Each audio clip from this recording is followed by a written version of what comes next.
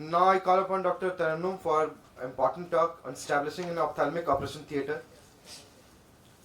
Good morning, everybody. Today I am here to discuss establishing an ophthalmic operation theatre. Can you put up the slide? Yeah.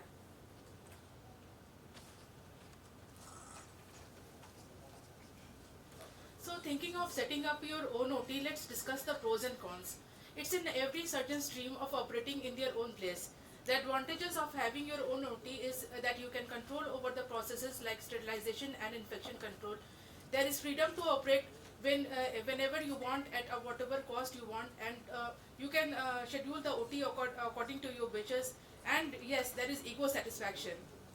However, there are challenges like responsibilities of maintaining asepsis and sterility, the cost of setting up, the headache, paperwork, and cost of accreditation, training personnel and backup for critical staff, and retaining the staff.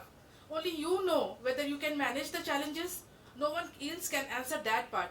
But once you have done that, the most important facts are feasibility.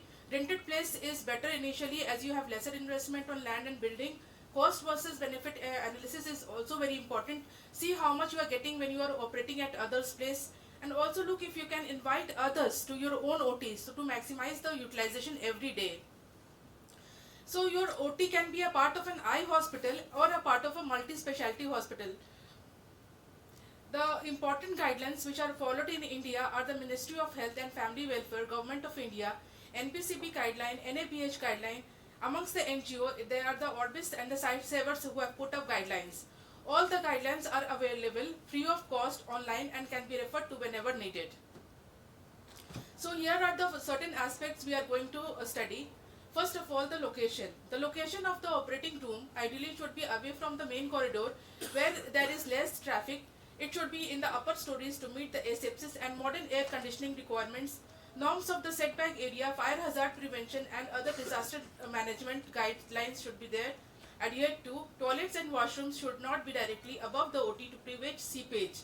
It should also have a separate wing for future expansions. The size is 15 by 13 square feet, but the NABH shows 20 by 20. The height should be 10 feet, but if you are planning HAVC ventilation or false ceiling, it should be more than that. The corridor is 7, and the entry to OT should be at least 5. So this is the usual plans, and the more recent plans have come up segregating the patients and the staff. So asepsis is achieved by maintaining a zoning, and zoning means movement from the protective zones to clean zones to sterile zones to disposal zone. The doors of OT should be a double leaf swing doors. It should be washable. Seal should be very good. The door panel can be of laminates, flush with aluminium profile. The combination of gasket and unique rail systems provide excellent sealing. The door should be easy to clean, and it can also be automated. Before the protective zone, there is this lobby, and where the patients are received, and shoe changing area. Then comes the protective zone, which is the outermost zone within the OT, and it has got an OT reception and the OT trolley bay area. Then comes the clean zone, which has got the changing rooms and the recovery rooms. Then comes the sterile area, which is the OT itself and the scrub room and the sterile corridor. So this is the zone of zero tolerance, and it has to be maintained at a high pressure. The sterile corridor should be at least 10 feet wide, and it is the area which connects the scrub room to the OT itself. The scrub area should be situated in the sterile corridor. It is an essential to have a non-slippery flooring. The scrub wash basin should be adequate depth and width to allow free and elbow movement, hand and elbow movement at the same time, preventing it from coming in contact while scrubbing. Elbow taps should be at least 10 centimeter above the wash basin. The disposal zone is the zone which has got this dirty corridor and the utility room. So here you see that the OT instruments are being taken by a separate door, which is separate from the patient's door, entry door, and here through the dirty corridor, it is being taken to the this disposal zone. So this is this corridor, and this is the disposal zone where she is going into. So, emergency exit or the fire exit should always be there, and fire alarms should always be put. The theater sterile unit should have two parts: the equipment preparation part and the autoclave room. And the floors are very important. The floor of an OT should be non-porous, hard. Marble is contraindicated because marble is porous. It should be seamless, means it shouldn't have any joints, and it should be easily washable. The most commonly used nowadays flooring is 2 mm conductive vinyl flooring, which is electrostatic. How it is made electrostatic is by putting in copper strips. So it is done like this. So copper strips are being put over tiles, and then these vinyl sheets are being put. These are very wide sheets, different from what we are putting in homes, and we have to weld the joints. So welding is being done, and this provides you seamless floor. Electrically conductive flooring is needed in environments where static electricity could affect the electronic equipment. Ceramic tiles are not recommended because the grouting between the tiles can harbor microorganisms.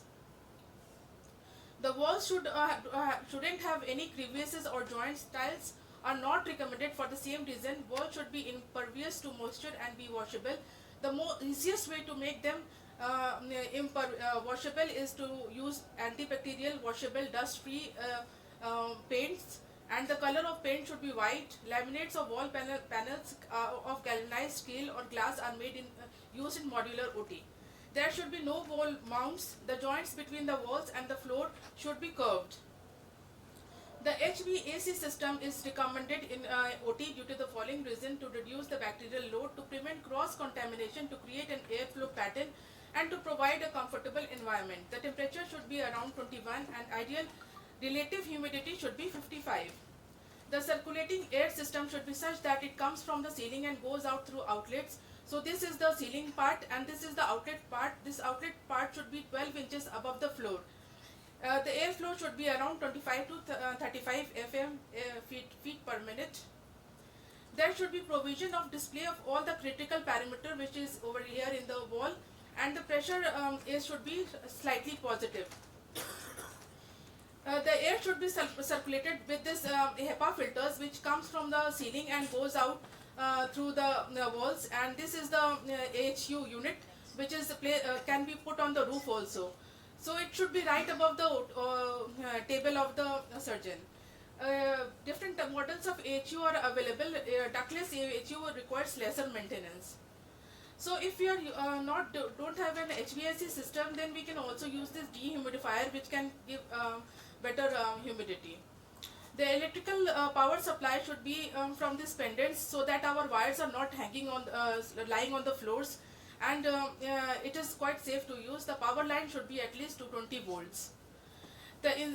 We have to have some backup in the form of online UPS, and also generator supply from the general building should be there. The water for washing your hands and can be from an RO filter, or it can be you can have a separate water plant if you are planning a bigger hospital. The septic OT should be 15 by 13 square feet, and it should have a separate entry for patient and separate scrub. All the soiled linen should be disposed and cleaned separately. This OT should have its own linen, and color coding could be done. The take-home message is always plan the design before proceeding, because you will not be able to change the design later on. It is very difficult. Go through all the guidelines before initiating any